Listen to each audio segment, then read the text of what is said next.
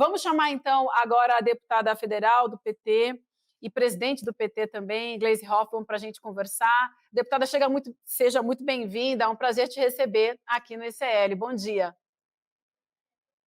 E bom dia, é um prazer também estar com vocês aqui no ICL, acompanhando as notícias e a gente poder trocar um pouco de impressões aí e opiniões. Agora, que dia, né? Justamente hoje, onde a gente teve mais um nome importante aí envolvido em todos os esquemas, ou melhor, que a gente vem trazendo aqui das eleições, o ex-diretor da Polícia Rodoviária Federal, Silvinei Vasquez, preso hoje. A gente preparou uma arte, deputado, que eu gostaria de te mostrar aqui em primeira mão, que tem todos os nomes ligados a Bolsonaro que nós já temos presos até o momento, né? Silvinei Vasquez, como a gente acabou de falar, preso hoje, Mauro Cid, Elcio Queiroz, Anderson Torres, Max Guilherme, Daniel Silveira, Roberto Jefferson, Sérgio Cordeiro e Ailton Gonçalves Barros. Para a gente começar a nossa conversa, eu preciso te perguntar, deputada, olhando para esse organograma, o que a senhora pensa sobre ele? Olha, é uma verdadeira quadrilha, né? Porque ali estão os que conspiraram contra a democracia, os que conspiraram contra as instituições, que usaram descaradamente a máquina do Estado no processo eleitoral. Enfim, é a turma do Bolsonaro, é o que ele organizou para tomar de assalto o Estado brasileiro, ou pretender tomar de assalto o Estado brasileiro novamente nas eleições de 22. Eu estava lembrando aqui de um Twitter que eu fiz no dia 28 de outubro, quando começaram a chegar para nós, já começaram na quinta-feira, acho que 28 era uma sexta-feira, as denúncias de que a PRF e a PF, enfim, as forças policiais, as forças de segurança aí ligadas ao governo federal e ligadas principalmente a Bolsonaro, estavam já engedrando uma ação para dar problema no processo eleitoral. E nós amanhecemos no domingo da eleição exatamente com essa operação da PRF, que envergonhou muito a categoria, que foi direcionada ao Nordeste para não deixar as pessoas irem votar. E graças a uma ação decisiva do STF, eles não lograram total êxito, mas impediram muita gente de chegar nas urnas, com certeza. Deixa eu trazer, é sempre um prazer a gente ter você aqui, deputada, o William De Luca aqui. A gente tem um tweet seu falando agora há pouco sobre isso, sobre que na antevéspera das eleições a gente já tinha as denúncias que as forças federais, forças policiais federais estavam sendo usadas com objetivos eleitorais. No domingo das eleições, assistimos à triste instrumentalização da PRF no Nordeste brasileiro, que só não atingiu totalmente seu objetivo pela ação firme do TSE. E aí a senhora fala sobre a prisão do ex-diretor bolsonarista da PRF hoje, dizendo que não é possível politizar essas forças de segurança. Parece que o entorno todo do bolsonarismo está sendo preso, né, deputada? O Silvinei, o Anderson Torres, o Mauro Cid. A nossa expectativa é que chegue ao Bolsonaro. Será que a gente vai conseguir ver essas operações chegando mais próximo, efetivamente, do ex-presidente Jair Bolsonaro? Ô, De Luca, eu acho que sim. Acho que as coisas indicam tudo para isso, né? Os inquéritos que estão no Supremo, no TSE, e obviamente que essas pessoas não agiram sem comando, essas pessoas não agiram por conta própria, elas tinham um comando, tinham uma centralidade. E Jair Bolsonaro era o grande comandante dessa operação, né, da tentativa da tomada do Estado brasileiro. Inclusive nos atos de 8 de janeiro. A CPI está mostrando isso, a CPMI. Ele mesmo de longe, mesmo tendo fugido, ele dava direcionamento e dava o comando, inclusive o comando político, não só para essas pessoas operarem, e era o comando cotidiano, a relação cotidiana que eles tinham, mas o comando político para a base política dele, né? Ao falar contra as urnas, ao falar contra as eleições, ao tentar desestabilizar, então ele dava o comando político. O que aconteceu no dia 8 de janeiro foi uma movimentação através desse comando. Teve uma agitação, uma propaganda antes, uma orientação, e as pessoas foram levadas a fazer aquilo. Aliás, isso já estava sendo planejado naqueles acampamentos na frente dos exércitos, né? Dos batalhões do Exército. Isso já estava sendo orquestrado ali, tanto que grande parte das mobilizações vieram desses acampamentos de vários estados. E aqui em Brasília era o acampamento central. E ele dando, claro, as orientações, elogiando isso, falando que isso eram atos democráticos. Enfim, Eu não tenho dúvidas que já chegou em Bolsonaro, e eu não tenho dúvidas que o destino de Bolsonaro vai ser igual ao dos seus amigos e companheiros ali, vai ser a prisão. Deputada, eu vou passar já a palavra para o Chico Sá, que tem perguntas para a senhora também. Antes, só para a gente conversar aqui e te contar também que nós estamos na liderança agora de todos os programas, olha, com mais de 28 mil pessoas nos acompanhando, gente. A gente está na frente da Jovem Pan News, a gente está na frente da CNN, Record News, UOL, do 247, enfim, gente, estamos num momento histórico aqui do nosso programa. A gente agradece demais a nossa audiência, está lá, ó, mais de 28 mil pessoas, o número já atualizou nos acompanhando. Deixa eu até aproveitar e lembrar você que está com a gente hoje, a gente conversando agora com a presidente do PT, a deputada Gleisi Hoffmann. Você pode mandar mensagens também, se quiser fazer uma pergunta para a deputada, a gente está por aqui, está aí o nosso telefone, vou colocar na tela, pedir para a produção colocar para vocês, é o 11 988 99 2893. Você pode mandar o seu vídeo aqui também, a gente separa a deputada e a gente coloca aqui no ar para a deputada responder também. Vamos lá, Chico, agora contigo, por favor. Bom dia, deputada Gleisi, que bom tê-la aqui na nossa audiência, que hoje está melhor do que nunca. Agora há pouco, o Guilherme Amado, ele nos trouxe uma notícia de que, no meio daqueles e-mails lá da lixeira do Tenente Cid, foram encontradas comunicações do atual GSI, para o Mauro Cid, relatando as viagens do Lula, relatando como é que são as escalações, como as escalações dos militares, como se ainda o Mauro Cid estivesse fazendo parte do governo, ele recebendo essas informações do GSI. Aí eu queria aproveitar esse tema para ampliar essa conversa sobre a relação com os militares. Não é muito estranho que até agora, até março, pelo menos, o Mauro Cid, o tenente Mauro Cid, essa figura mais do que controversa, esteja recebendo informações do GSI atual do Planalto, deputada? Como é que a senhora vê informações desse tipo? Bom dia, Chico, um prazer também falar com você, e quero cumprimentar o ICL, viu? Parabéns pelo trabalho que vocês fazem, um belo trabalho, cumprimentar o Eduardo, toda a equipe, muito essencial aí para as notícias e para o debate verdadeiro, enfim, livre de qualquer amarra. Então, parabéns. Olha, eu não sei, o Mauro Cid está preso, né? Como é que ele está recebendo informações? Eu não sei quando que isso foi. Foi um pouco antes da prisão dele, em março? Foi março, Agora, exato. é importante, caindo meu coisa, é importante a gente investigar isso. Eu acho que a CPI, Sim. a CPMI, tem que investigar essa situação, porque, de fato, é uma coisa muito grave, né? O Mauro Cid receber informações do GSI. E quem está hoje no comando do GSI tem a obrigação também de fazer uma inspeção lá dentro, averiguar uma auditoria para saber quem mandou isso. É muito grave, isso tem a ver com a segurança do presidente da República. E nós sabemos quem é Mauro Cid, um lacaio de Bolsonaro, que, aliás, eu acho que é uma vergonha, envergonhou as Forças Armadas, indo fardado prestar depoimento na CPMI, como se isso fosse livrar a cara dele das barbaridades que ele fez, receptador de joia, vendedor de relógio, baixaria, depósito, o cara que fazia depósito na conta dos outros. Enfim, ele é um horror, uma vergonha para as Forças Armadas brasileiras, uma vergonha para o Brasil. Então, eu acho que isso tem que ser investigado. Eu não vi a notícia, estou sabendo agora, Chico, mas acho muito grave mesmo, e acho que o governo e o comando do GSI tem que tomar medidas rigorosas a respeito disso. Aproveitar, deputada, para te perguntar sobre um outro assunto que a gente tem falado bastante, sobre as CPIs, né? A gente tem visto a senhora com uma participação importante em algumas das CPIs.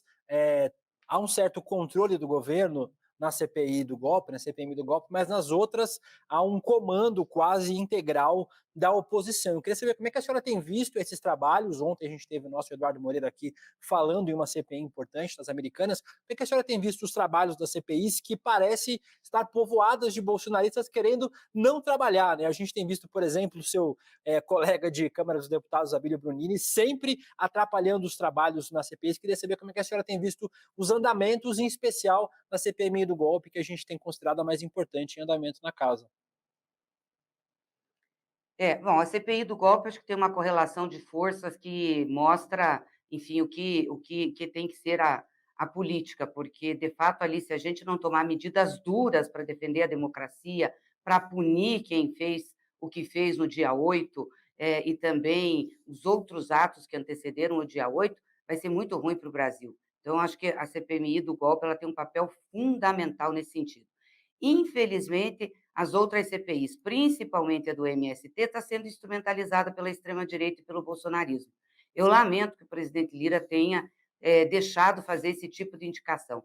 Na CPI do MST, nós temos o que há de mais atrasado na política, tanto ligado a produtores rurais, a agronegócio. O agronegócio é atrasado, aquele que acha que tem que ter capanga, que tem que ter arma, que tem que matar, né? E também pessoal que milita na área de segurança, também é atrasado. Tem um deputado lá que é do Exército, é militar, ele bate na mesa, diz que com ele é tiro. É claro que é um machão de microfone, mas, sabe, isso não serve à política. Ali não está se fazendo um debate sério. Essa CPI do MST ela foi feita para criminalizar o movimento e a reforma agrária. Essa gente odeia pensar em reforma agrária, acha que tem que ser concentrada a terra, que eles mandam em tudo. Quer dizer, quando a gente vê um monte de grileiro ali defendendo terras, entendeu? Gente que ocupou terra pública, terra devoluta, que hoje se diz legítimo proprietário. Olha, é uma coisa absurda o que nós estamos vendo. Ontem foi um depoimento muito chocante, né, das pessoas estarem usando gente mais simples para tentar atacar o movimento.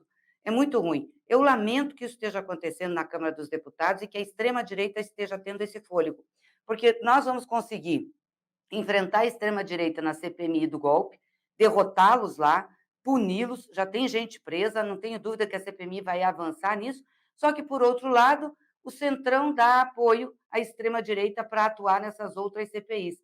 Então, fica fortalecida politicamente. Isso é muito ruim. Eu acho que a gente tem que ter um freio de arrumação, o governo tinha que conversar sobre isso com sua base, se realmente está ampliando a base tem que ter com o governo uma relação muito séria, uma relação realmente de sustentação, e não desse tipo aí.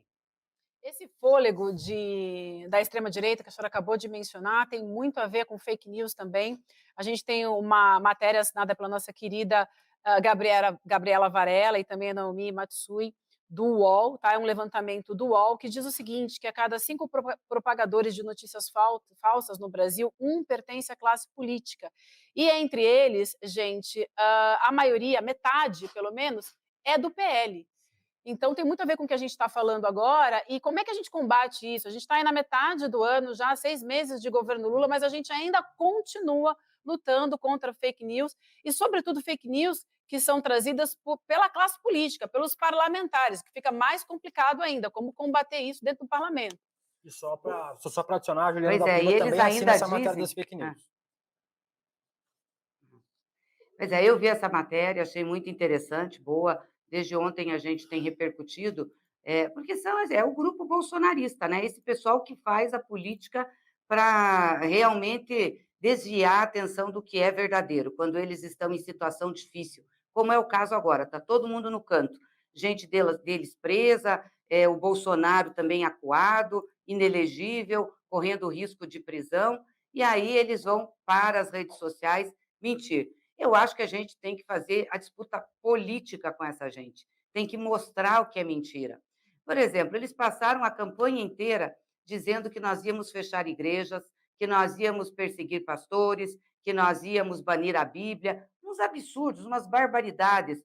Aí, o que aconteceu? Nós estamos lá já quase com 7 meses de governo, nenhuma igreja foi fechada, nenhum pastor foi perseguido, nenhuma Bíblia foi queimada, muito pelo contrário, nós temos a maior liberdade de expressão e liberdade religiosa em nossos governos, não utilizamos a religião para fazer política, ou seja, a gente tem que começar a dizer isso, para desmentir o que eles fazem e acionar. Não os parlamentares, é claro, nós temos várias ações contra os parlamentares, alguns já estão também nesses inquéritos, eu acho que vão ter problema, além da comissão de ética, nesses inquéritos do TSE, do Supremo, sobre fake news, sobre ataques às urnas eletrônicas, acho que eles vão ter problemas, podemos ter cassação de parlamentar, inelegibilidade também, e tem que ser assim, tem que ser pedagógico para não repetir. Não pode querer ganhar a política mentindo para as pessoas, isso não é correto. Faz o debate político, defende suas ideias, tenha coragem de defender o que eles realmente pensam e não mentiras. E nós vamos ter que nos preparar mais para que a gente possa fazer esse enfrentamento, não tenho dúvidas. Deputada, aproveitando o tema, a Câmara vai votar o PL das fake news ou isso vai ser adiado mais uma vez? Porque, pelo que sabe, os partidos querem, mas o Arthur Lira está segurando essa votação. Eu queria que a senhora atualizasse essa questão para a gente. Ô, Chico, eu de fato não sei. Eu estou vendo pela imprensa que há uma disposição de pautar essa matéria.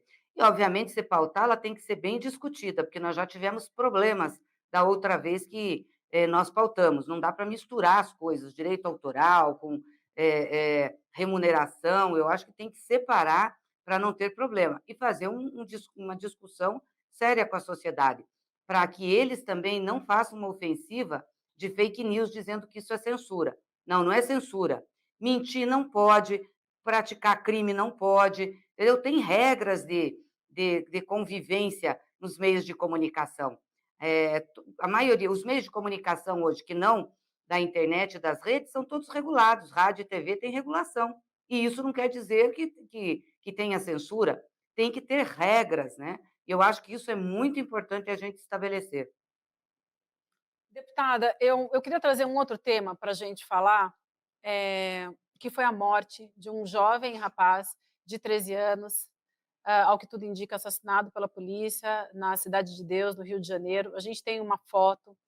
Essa foto foi feita pela fotógrafa Selma Souza, é uma foto que rodou ontem as redes sociais e que emocionou muita gente, que são crianças no velório desse jovem, chorando, mostra toda a tragédia, a inocência das famílias, das crianças, no rostinho dessas crianças, nessas lágrimas, assim, essa foi uma imagem que me tocou muito, tocou muita gente, foi muito falado, e é realmente assustadora essa realidade que a gente vive. E a senhora fez um post, eu vou puxar aqui para a gente ler, ou melhor, um tweet, em que a senhora falava, obviamente, aqui da chacina que aconteceu em São Paulo, né? Em 6 dias das 16 ações com mortes no litoral de São Paulo, os PMs não tinham câmeras. Chacinas, assassinatos de adolescentes, todos os dias assistimos abordagens policiais que terminam em tragédias sob o bordão de matar bandido. É urgente rever isso. Pobres, pretos e jovens são os mais atingidos.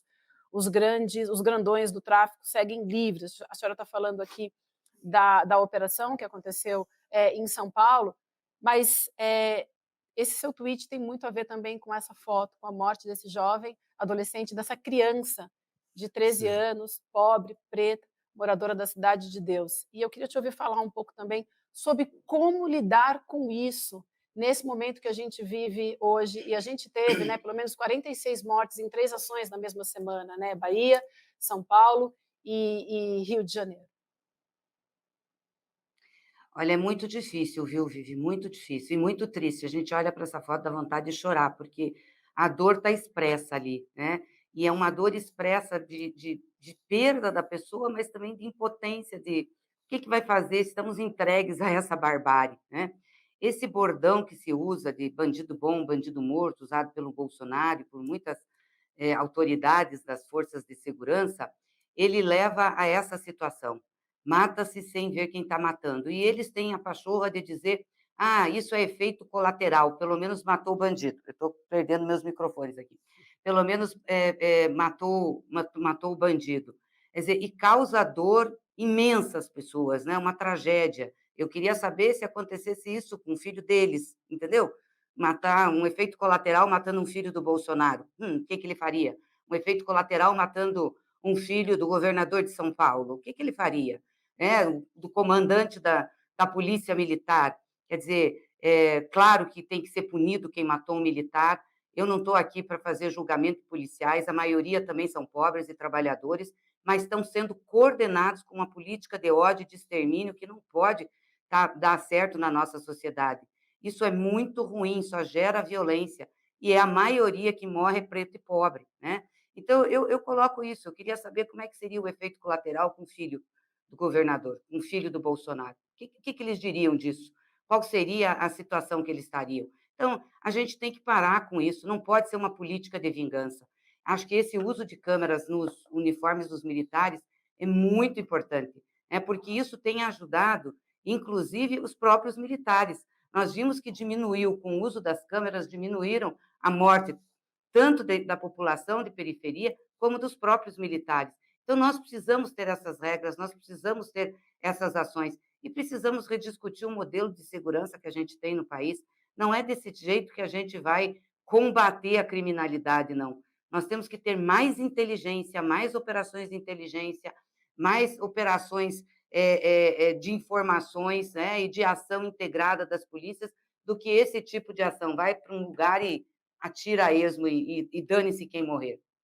Deputado, deixa eu te fazer uma pergunta. A gente está partindo já para o encerramento do programa. Quero agradecer a todo mundo que mandou pergunta para a gente aqui no WhatsApp, mandou pergunta também aqui no nosso chat. Agradecendo a todo mundo. A gente está com uma audiência muito boa hoje, deputada. Mas é sobre esse modelo de segurança pública. Me parece que a extrema-direita tem vencido esse debate da segurança pública porque é mais fácil falar para as pessoas que, tendo uma arma e dando um tiro no cara que vai roubar o seu celular no ponto de ônibus, você resolve o problema. É uma solução. A senhora está ouvindo? Ou não, deputada? Vamos ver se a senhora está ouvindo. Acho que o deputado está com problema no fone. Vamos ver se a deputada escuta. Alô? Pronto, deputada, está ouvindo a gente agora? Você quer me ajudar? Só um pouquinho, ela vai me ajudar aqui, porque eu não sei o que está acontecendo com esse microfone. Só tenho dificuldade com eles. Deixa eu aproveitar, só então aproveitar a audiência, a gente estava falando sobre a audiência agora, pedindo para vocês mandarem vídeos para a gente. Bota o número na tela para mim, gente, só para eu conseguir ler o número pedindo para o pessoal mandar vídeo para a gente, enquanto a deputada arruma o fone de ouvido para ouvir a gente. 11 988 99 2893. Já aproveitem e mandem vídeo falando sobre os nossos próximos temas. Agora, está ouvindo, deputada? Sim, estou ouvindo. Então, desculpe. Não, que isso. Eu estava perguntando para a senhora sobre o modelo de segurança pública, que a extrema-direita tem vencido esse debate, apresentando soluções fáceis e ruins, e a esquerda continua apresentando soluções muito boas, mas muito distantes da realidade das pessoas. Como é que a esquerda, em especial o Partido dos Trabalhadores que a senhora preside, pretende entrar nesse debate? É um debate que vocês têm feito de como é que trata sobre segurança pública de forma mais palpável na vida das pessoas? Sim, esse é um desafio, porque, de fato, o discurso da direita é simplista, né? Bandido bom é bandido morto. E ninguém gosta de bandido. A gente quer mesmo que o bandido fique longe da gente. Só que a forma de tratar isso, bandido bom é bandido morto, dá vazão para esse tipo de operação. Chega lá e atira a esmo. Então, mata um monte de gente. Ah, mas matou inocente. Ah, efeito colateral. É o que eles dizem. E, às vezes, muitas vezes, a população, que é sempre, né, vítima de banditismo, de roubo, de assalto, acaba apoiando isso que tem que fazer. É óbvio que nós queremos que o bandido seja preso, que seja julgado, que tenha pena, entendeu? Que realmente a polícia tenha eficácia, efetividade para proteger a sociedade. Mas não pode ser atirando a esmo, porque isso põe em risco a vida das pessoas. Então, nós temos que discutir. Tem vários projetos na Câmara dos Deputados, no Senado, que discute. O governo tem feito essa discussão através do Ministério da Justiça, do ministro Flávio Dino. Eu acho que investir nas ações de inteligência é a melhor coisa. Hoje, um grande problema que nós temos é o tráfico de drogas. Só que, muitas vezes, a operação de segurança é feita na ponta, não para cima dos grandes traficantes, é feita para cima dos intermediários, dos pequenos. Isso não resolve o crime organizado e o tráfico. Onde é que estão os chefões do crime organizado, do tráfico? Como é que isso está sendo desbaratado? Porque quando você ataca isso, você desmonta uma rede inteira de crime e de tráfico que tem, né? A outra coisa é o seguinte: o que a gente oferece para esses jovens que seja mais atraente do que o tráfico oferece, né? Porque o tráfico vai lá, oferece dinheiro, oferece glamour, oferece uma série de coisas. Ele muitas vezes sabe que é passageira, que a vida dele tem tempo curto, mas vai atrás disso. Então, como que o Estado brasileiro, como que a sociedade brasileira pode oferecer algo melhor? Né? Numa sociedade que é tão injusta, tão desigual, aonde uns têm tantos, outros têm tão poucos. Por isso eu quero louvar aqui a iniciativa do ministro Haddad de mandar, que vai mandar agora em agosto, um projeto de taxação dos super ricos. Nós temos que fazer isso, porque nós temos que ter mais dinheiro para ajudar os mais pobres. Então, é um conjunto de ações que tem que tratar de segurança. Mas eu concordo com vocês que a gente ainda tem muita dificuldade na linguagem, na exposição disso, porque a direita usa com mais facilidade o bordão para pegar, entender o imaginário e convencer as pessoas. Deputada, a gente agradece demais o seu tempo, abrir esse espaço na agenda para conversar com a gente hoje, sobretudo num dia em que a gente teve uma audiência muito importante, muito grande. Foi bom demais te receber. Volte sempre, um excelente trabalho, boa semana em Brasília. Eu que agradeço, Vivi, De Luca, Chico, muito obrigada aí, e obrigada pela audiência, e mais uma vez, parabéns ao ICL.